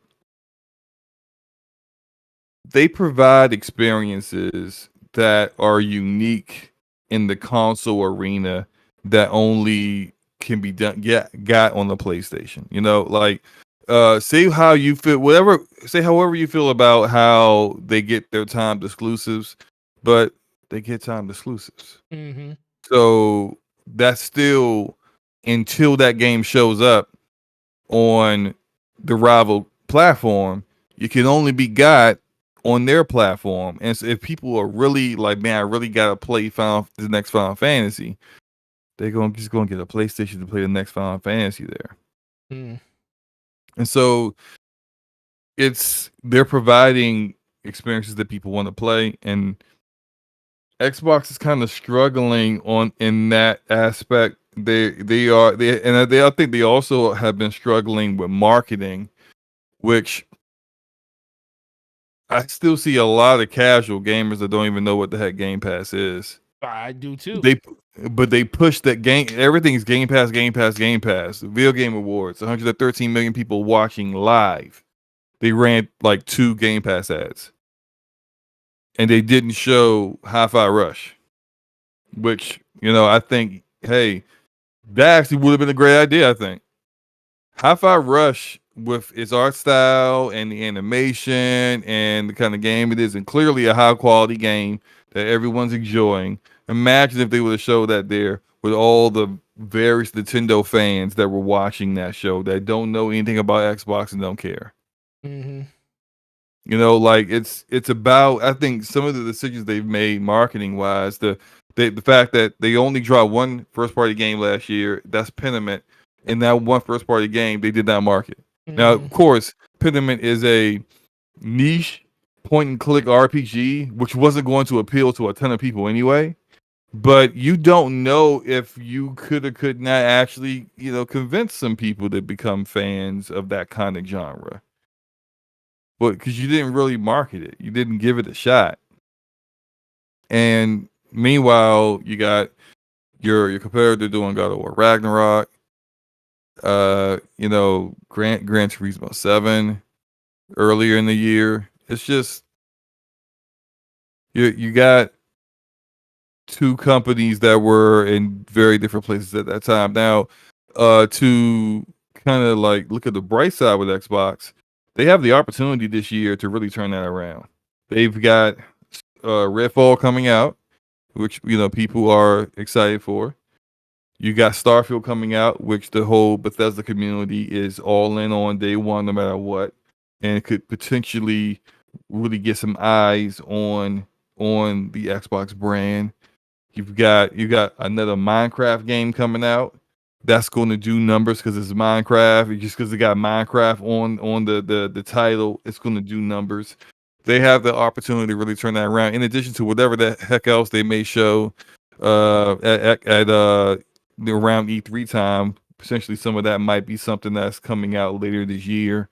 Forza Motorsport, you got your hardcore sim racer demographic that's going to jump on that. They have the opportunity to really kind of turn things around if those games really hit well. And it's not just about having content, because I kind of feel like that's like lower the expectations for a lot of people in this community. We see a lot of people just talking about, oh, they're going to have games finally, and it's just like, is that really? Don't you want them to be good though? Right. Like, I mean, it's just the fact that you dropped the game, and I kind of feel like that kind of sentiment allows them to kind of feel like it's okay to rush stuff to market when it's not ready, and that's always like, I can't imagine working on the game for like 4 or 5 years. 4 or 5 years of my entire life. Like this life is short, man, limited. And for 4 or 5 years out of my very limited life, I worked on a game that I was very passionate about and put my heart and soul and blood, sweat, and tears into it. Some executive just decided to release it too early because he or she needed to get the heat off their back for not having anything else to show at that time, and it just sabotaged the whole thing. Like, I would be highly, highly upset about that. Release games when they're ready to be released. Don't rush games out. If Starfield needs to be delayed, take the L for saying that game is going to be out within the next 12 months at the last E3 and just delay the game. Same thing for Redfall, for Forza Motorsport, whatever. But just like, make sure those games are quality when they come out. And if they are of quality, you're not going to see too many earnings reports like the ones we just got with Microsoft about Xbox gaming. Yeah. The the funny thing is, if you look at if you look at the breakdown, the network segment and supplemental information sheet, really interesting how those numbers are broke down. You could definitely see, like we always talked about, when PlayStation gets hardware, their numbers are going to just be crack. Like, like it just the third quarter alone, last year versus this year, they sold 3.9 million consoles in the third quarter of 2021. This year or last year, well, in the third quarter of 2022, 7.1 million, almost double. Now, the funny thing is, they didn't sell as many games as they sold last year. They sold 92.7 million games. Like when it comes to full game software, for PlayStation 5 this is first party. They sold 92.7 million copies of software in the third quarter last year, because last holiday was the first holiday outside of the launch holiday, of course, but the launch holiday doesn't have as many games as people had to pick from the second holiday. So the second holiday was always going to be the bigger holiday for them because there was just more games to pick from. They sold 92.7 million that year. This year they only sold 86.5, which is still really good. But the biggest difference is they made so much more of that up in online revenue when it comes to like DLC sales, when it comes to digital copies sold. Even PlayStation Plus, if you look at it, was kind of a wash. PlayStation Plus memberships last year were 48 million, this year 64.4 million. With an average monthly user base of 111 million last quarter. This quarter, it was only 100. It was 112, so slightly up. But the difference was they made so much more in content, like add-on content in yen is like literally $800,000 more in yen. But then the biggest number in game software, 402 whatever that number is in yen versus 601,000 in yen. I don't know the actual math because I'm not a person that really knows the difference between the yen and how much it scales to American dollar and stuff. But they made up a lot of their money on the back end. And the fact that they just had consoles available, and that's the thing we always try to tell people. Once PlayStation gets consoles, you're going to see a really big divide between what Xbox is doing and what PlayStation is doing. And it just happens to be that they had it's not even happens to be, it's the fact that they had games this year. And all of those games, as much as we say Horizon was a bore, it still was a game that found itself selling 10 million copies this year. Same thing with a lot of other games. GT7 still sold a lot. And that's basically the number you got to think about. But when you hear that, just seeing that last year versus this year, PlayStation literally doubled its hardware sales in one quarter. What do you think that speaks to that overall number? I'm sorry. I'm responding to something in the chat. Say Oh no, that you're one more good. time. No, I said hearing the fact that Sony sold 7.1 million consoles during this third quarter compared to last year's third quarter 3.9 million. What does that say? Like, how much of that you think is the contributing factor?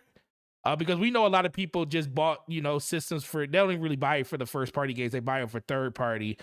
But the fact that they were able to get more consoles out there, how much do you think that really was the biggest point of contention for why they're doing as well as they're doing this quarter? I mean, it is the biggest reason why. I mean, like they would have been selling way more than what they're selling now if they were able to meet demand earlier than they have been. And of course, like we know about the delays and Yeah. the shortages that literally for every tech company that makes a product, they've had to deal with delays and PlayStation has been one of the more severely hit ones with that. Now that they're able to actually hit demand, you're kind of seeing, I think, probably a little bit of a bump in addition to what the actual demand really is, simply because there were people who were still trying to get their hands on one that finally were able to do so. So like you got the people that have really just say they just getting into gaming, or they're just getting financially independent where they can go buy what they want to buy, and they, no matter what was going on, we're going to get a new PlayStation 5 in 2023 or late 2022. But then you got the other people that have actually been looking for one for a while, and when the demand finally got met, that's when they finally got one. So it's like a little bit of combination of those people, I think, in addition to just releasing a high quality, very popular AAA game that, for the people who were on the fence, or even people who may have been like, "Hey, I'm just a PC gamer, and I normally don't really dive into the consoles, but I still God of War Ragnarok, and I'm like, I don't want to wait until that game comes out on PC a year from now. I'm Yeah. gonna get it now. Yeah, player said had a really good point. He says Microsoft in last place in console market. They can't afford to have low Metacritic games. They need to maintain quality, which in the eyes of the masses is Metacritic and Steam reviews. And I mean, Absolutely. as much as people hate to agree with that, that's kind of where it is. It's like they don't get the benefit of the doubt like other platforms like PlayStation and Sony get when it comes to people saying, "Well, you need to play the game to actually try it out to see." Well, no, because your your record hasn't been too good. Now, granted, I like what they have done lately and stuff, especially with games like Hi-Fi Rush, and even on if you didn't like, if the whole Rick and Morty thing isn't your forte, you may didn't like that as much, but a lot of people did like it, and I try to tell people that not try to tell people they shouldn't like stuff that they like because everybody has a different thing that they like in general. But with that, slow mo, let's move over to the last topic. It has finally happened. I feel like E3 is E3 has always been a shell of itself. It's pretty much what is E3 at this point now. Xbox, the last of the big three to pull out of E3. PlayStation, Nintendo pulled out, I want to say in 2015. That was their last year at E3. Sony pulled out about 3 years ago in 2018, I think was their last one, or 4 years ago. And Microsoft had a small spot at E3. They still had a booth on the floor, but coming into this year, they are not going to have anything on the E3 floor again this year. Now, they will still have a showcase around E3, which I think a lot of these companies do have. Nintendo still does their Nintendo Direct during the week of E3. They're just not a part of E3 when it comes to like having stuff for people to go inside of a building and play. And technically, Microsoft has really kind of been like that too. They They've been at the Microsoft Center, yeah. Phil Spencer is on the ESA board, so he kind of just gives them a little a layup there, helps them out by pretending they're still really a part of E3, but they're really not. I mean, they don't do their show at E3; they do their show across the street at the Microsoft Theater. If the Microsoft Theater just didn't happen to be there, then it wouldn't be anywhere near E3. It's just Right. it's just more of a it's a coincidence, a coinky dink. Kawiki It's Dink. it's E3 has been irrelevant for a while, and I remember a long time ago while we used to podcast about this, and I used to say when these publishers and these platforms realize they could save themselves a ton of money by not even dealing with the ESA, not spending millions of dollars to get floor space to do E3, and just and not have to rush the developers into getting all of their trailers, their vertical slices, and you know getting the game out of like what it looks like with normal development, and then jazzing it up with visuals that may or may not be indicative of what the game looks like when it comes out at launch, and doing all that by June so that they have something for June. Instead, kind of let them take their time, and when they're ready to have something to show, you then provide those things at a more reasonable time. And so it's like it's pretty it was pretty apparent to me that this was going to be the way things would go eventually. And shout out to Nintendo. Nintendo was the first one that to kind of just like look at this and was like, this is a waste of our time. We'll just do our Nintendo Directs when we're ready, and and if we have something to provide at E3, we'll give you a little something at E3. But it's really not about E3; it's about us. And when they put the onus on what their developers and what their product line had available, we start to see Sony doing the same thing. We start to see EA doing the same thing, and now it's Microsoft's turn. And honestly, them doing stuff like developer directs really kind of helped them, which like the format of was really good. It's really going to help them just further distance themselves from a look. And I know a lot of people love E3 and love what it used to represent, and I know they got a whole different company that is managing it now because ESA sucks at that. But you can't put that. I don't think you can put that genie back in the bottle. Like it's kind of over for E3 to be what it was. Like E3 used to be literally like the Super Bowl of gaming. Used to be. Like Yeah. I mean, it used to be like, man, you would get like on Saturday, Used to take you would People get used to take vacation the week of E3 so they could take it all in. right, like on Saturday you would get EA's event, and we would laugh at how bad it was, Oh yeah. and then we would get like a other insert random publisher, also doing their thing.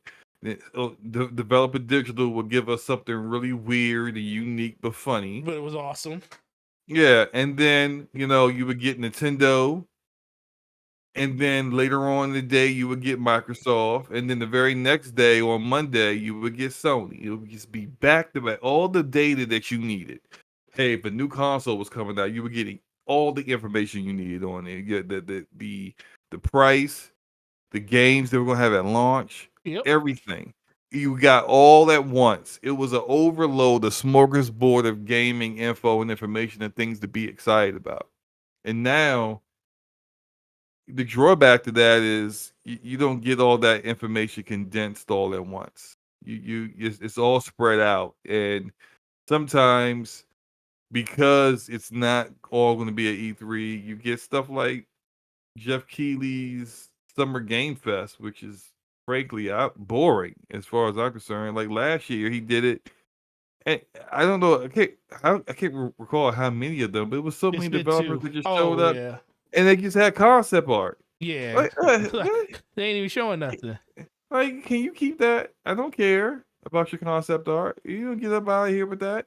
Like, or like, in matter of fact, Naughty Dog was one of them. Stop showing concept art of factions. I better not see another concept art for factions Mm-hmm. ever again. Like, get that crap out of here, man.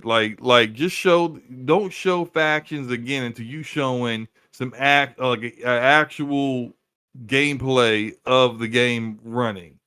But like, nah, like it's just little things like that it's the reason why people are pining for how E3 used to be. But it's just never going to go back to that. Like the imagine if you're running Xbox Oh and man. or PlayStation, whoever, right? Yeah. And you could choose to do. You have two options. You could go to E3 and spend anywhere between $3 to $4 million flat, just off the break.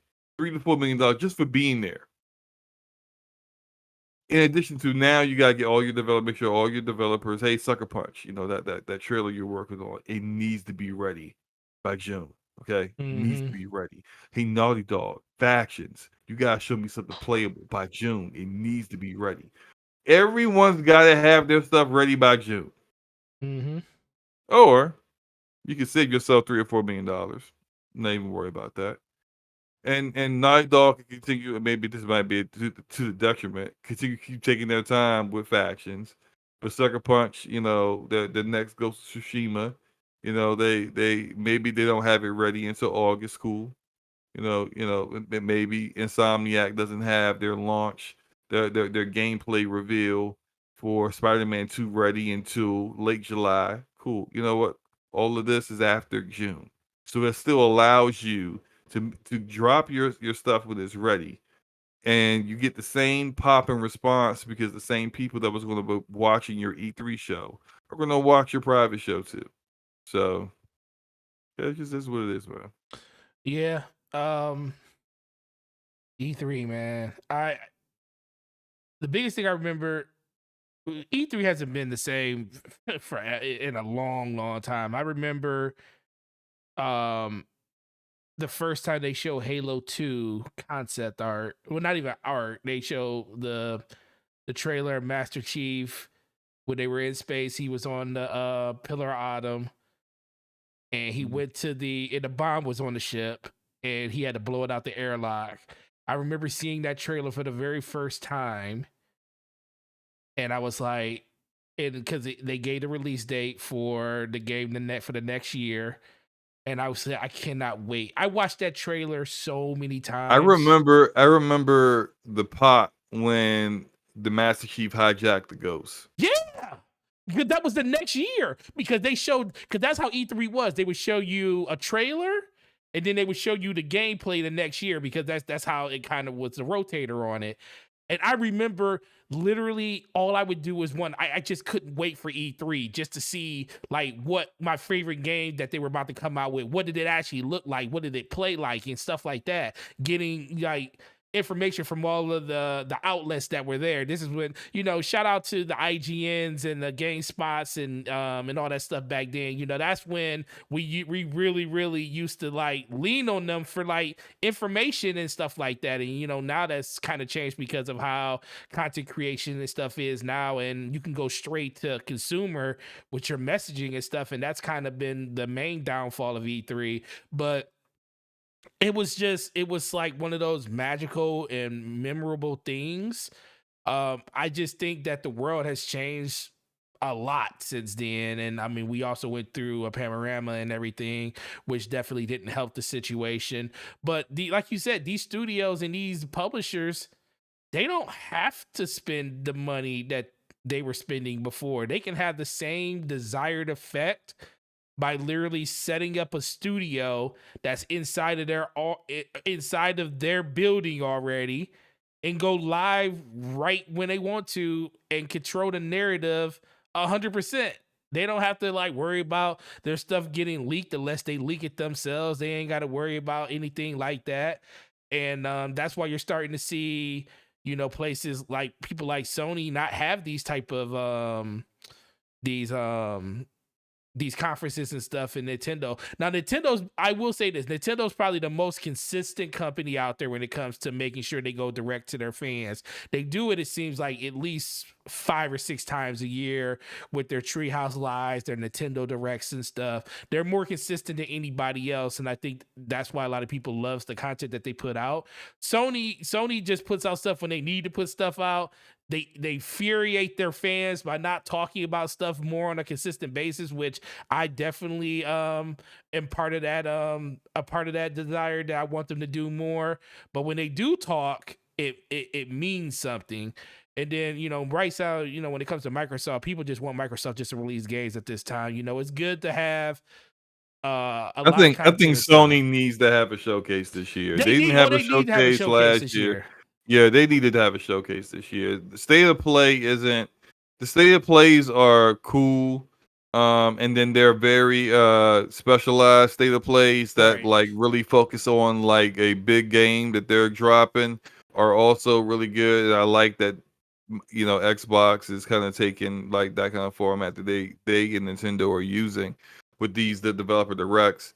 But that said, all of them like state of plays are more focused on what you're getting within the next 6 months to a year. You Right. very rarely see anything that's like years and years out.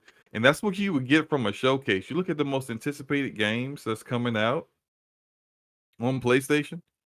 They're games that we saw at their very last showcase back in 2021. Yeah. They're not games that we saw from the state of plays.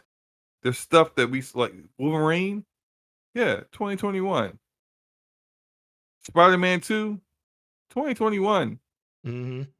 God of War Ragnarok that came out 2021. Like all of that we really got hyped for in their showcases. They need to, I agree. I agree. It's been people a long time since people they talked about that stuff. yeah, like it's it goes without saying that the only big thing that we know of that they're dropping first party confirmed is Spider-Man 2, which Spider-Man is 2. my most anticipated game this year. Mm-hmm. But after Spider-Man 2, well, I mean, there's factions, We don't even know if which Factions is coming this year. which I mean, like I didn't care for the first factions. Like I couldn't get into it. Mm-hmm. So I mean, I have a very lukewarm, um, lukewarm hype for it. But it's we don't know anything about that. Right. And beyond that, like what is Sucker Punch really doing? What are some of these other studios really working on? We don't even know really what Naughty Dog is working on. No, we There's so don't. many rumors, and then there's a rumor that a complete unnamed, never even mentioned before studio was working on the next Uncharted, and it's just like, bro, drop a showcase. Drop a Drop a showcase. showcase. Yeah, right. Give me some teaser trailers or something. I hate teaser trailers, but I'll take a teaser trailer at this point. Like, just give me something. So, like, Right. they gotta get that done this year. No, I agree 100% with that. Um, player says YouTube and Twitch changed the game. They absolutely did. Yep. They definitely changed the game when it comes to all that stuff. In some ways worse. In some ways worse than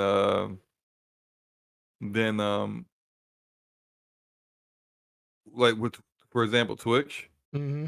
So Twitch does the ID at Xbox, and it's literally the worst show. Oh yeah.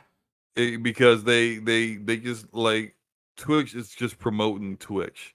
They're just using the ID as Xbox as a means to promote Twitch. If I was a developer or indie developer and my game was the ID at Xbox, I'd be mad that if like in a 4-hour show you showed my game for like 3 seconds in a sizzle reel and then spent the rest of that time with streamers who have never really conducted real interviews like that, interviewing developers who are uncomfortable speaking publicly, and it's just like, what are we doing here? Like, can you show some more games like that? That's yeah, I hate idea that Xbox's format, but yeah, I agree. YouTube and Twitch has changed things where that they don't need E3. They just don't They need do it. not need it. Shout out to the homie Struggle Gamers in the chat. If you didn't check him out, make sure you go check out episode 117 a couple weeks ago on this channel. He was the gracious guest to come on the show with me in slow mo and handled himself very very well. So make sure you go check out his YouTube and his Twitter and everything. He does a lot of good work over there when it comes to streaming. Shout out to you for being here, bro. Really appreciate you coming through. Slow mo. With this being it, I do want to ask you a couple of like rapid fire questions. Did you see the day before trailer that came out today? Yeah, I did. With with the 10-minute trailer, what was your thoughts, sir? Oh, here we go.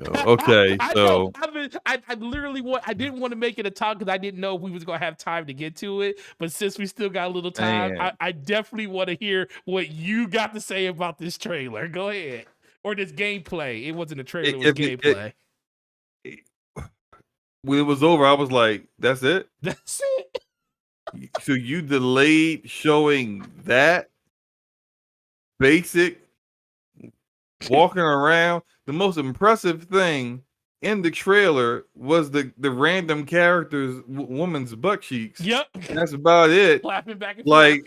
Like clearly you put all your budget into making sure her butt was as shapely as possible. But other than that, like there was no detail in anything. There was like I saw it multiple times that when she's at the crafting station and then it pulls away from the crafting station, Mm-hmm. looking at her arms, she was wearing like a tank top, looking at her arms and shoulders, there was literally zero muscle definition or zero just any definition or detail whatsoever in her character model. They didn't show her face, but it looked like her face was barely like a face there at all. Um, Probably wasn't. the assets, the running animation for her is a basic. It's a basic plug-in motion matching kit that you can get for $15 off the Unreal store. I'm not even joking. The muzzle flash of the gun still looks like something out of like that being Forte could have put together. Mm-hmm. Just no detail in the environment whatsoever. There's no reflection. So when they first showed the game, you see reflections off the water or the streets, Mm-hmm. like windows, glass, like everything was reflecting. It looked great. Now we're closer towards launch, less than a year away, and there's almost no reflections of anything in the on the entire map in the entire 10 minutes. And I'm just sitting here like, so this is why you delayed the game to get on Unreal Engine 5? Mm. For what? Not even taking Because advantage nothing of it. I don't see anything that Unreal Engine deploys over Unreal Engine 4 that's being used in this footage. Right. And the footage is boring. A Yeah. woman and one guy like jogging around the neighborhood. They go into a house. She scavenges the house. She leaves. They shoot a couple of zombies and some really unimpressive shooting. They go into a city. They avoid some raiders or whatever. They go into a city. They fight some more people. That's about it. Like literally maybe the 10 minutes, the 9 minutes and 30 seconds of it was just nothing happening or going on. And it's just like This is what you got. this look, This is what we got. if that's your game, that's a very mid game. Oh yeah, it was already a If if because I'm still not convinced this is a real game. that's what I wanted to ask because they we kept talking and we talked about it last week. It's like is it a scam slow mo? And then they said we find it appalling that you guys believe that our people that this isn't something that we're working on. So they made sure they dropped the trailer for y'all. Here's a question that some people I haven't seen some people ask yet. Uh-huh. So that whole one they've been caught lying and making things up that they have ended up backtracking on or created new excuses or new lies that makes you wonder why they told the previous lie to begin with. But remember when they were talking about what someone is trying to saying that they have trademarked the day before name and therefore we can't use that. Mm-hmm. Did you notice what it was called in this trailer that they showed today? No, Gameplay trailer? no, what was it? The day before. Yeah, the day So before. what was all that talk before about you couldn't use the name Yeah, that's true. That because is you're true. using the name? Because you were using a name that you said you couldn't use. Like none of it makes any sense. Yeah. And yeah, it looks really, really shaky. And You think it's something they put together in 10 minutes just to hey, look, man, a lot of that stuff looked like it was stuff that you could just get off the Unreal Engine, like default tools and assets that come with Unreal Engine. Wow. Yeah. Which, look, I play Rogue Company. Rogue Company has some stock assets that are from default Unreal Engine involved in it because it is running on Unreal Engine 4. I forgot. But they spruced up those character models though, at least. They at least made those character models look good. Oh my god, yeah. As soon as I saw that video, I There's thought another game. There's another game that I'm thinking about. Oh, PUBG. yeah, PUBG. PUBG in the environment, they they got like a city, like hospitals, towns, that kind of stuff. I remember seeing how when Bluehole and PUBG Corp wanted to sue Epic for Fortnite Battle Royale, and it's taking all of their thunder. And people were talking about how they probably don't want to like go there with them because a lot of their game, if they're trying to say that Epic stole their intellectual property, Epic would be like, well, you used like a lot of the stuff you use in your game is stuff that we created. Right. Like there's like whole playgrounds and stuff that are like in certain areas that like are just stock assets that are in Unreal Engine that they just put in there. So it's just the whole thing where you could really put something together and not an indie developer, someone all on their own, be not with not a lot of resources, be able to put something together that looks like you have a bigger team or resources than you really have. And I'm very skeptical about this game. I will remain skeptical until I see one of the developers sit down with a playable vertical slice of the game, go live, sit down with the game, pick up a controller or go mouse the keyboard and just walk around and do stuff. And people watch the stream say, "Hey, go fight those people over there." And he fights those people over there. That's what I believe is a real game. Until then, I still think they're scamming. Still scamming. Well, Slow Mo, amazing job today, man. Really appreciate you and all the intellectual knowledge you bring to the conversation. Everybody that's on the PlayStation platform, make sure you go download your February games. They just announced them. They probably will be available tomorrow. You got Evil Dead that's going to be out for PlayStation Plus members, Ali World, Destiny 2 Beyond Light, because Bungie don't give you nothing for free. So make sure you go download that if you play Destiny, so you can make sure you have it. And you also get Mafia Definitive Edition. So PlayStation's still out here giving people good games, even though they have a service. I wish Microsoft did the same thing, but whatever. But with that being said, Slow Mo, please let everybody know where they can find you, what you got going on your channel, and whatever other stuff you got going on. I mentioned it earlier, but I'm going to continue the live streaming of Dead Space Remake. Likely Saturday afternoon, morning is likely afternoon. So just come through for that. We'll have a good time as usual. And I may have a video coming out tomorrow if I can get everything done. So look out for that as well. And of course, DPS Podcast next week, episode 120 will be on my channel, same time as usual, Thursday night, 9 p.m. Eastern Standard Time. Forte, great job hosting tonight, and hope the chat enjoyed the show. I hope you guys enjoy your games, and don't be a shield for corporations. Absolutely.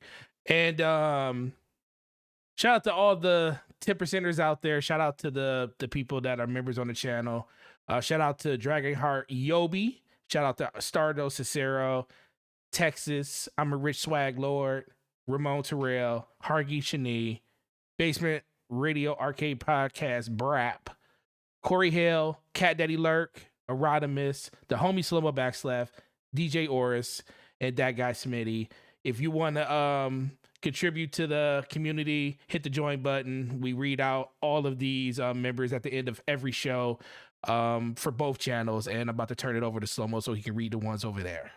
All right. Ice Queen Gaming, Vay Babe, Cat Daddy Lurk, Dragonheart Yobi, Enrique, Hargi Shani, Texas, Troop Serum, Big Mike, Erodimus, Ramon Terrell, Homie One Kenobi, Forte, Corey Hill, Stardust Acero, and that guy Smitty. Definitely appreciate you guys. Definitely go enjoy the games you're playing. Play some Dead Space. Play whatever else you want to play. Don't play Twitter, because Twitter is a toxic place, and who wants to play that? And shout out to the 65 people that we had at the show today. Really appreciate you guys. And we gone. We see you guys for the next episode, and maybe for Scumcats if you come through. Have a good weekend, guys. Peace. Peace.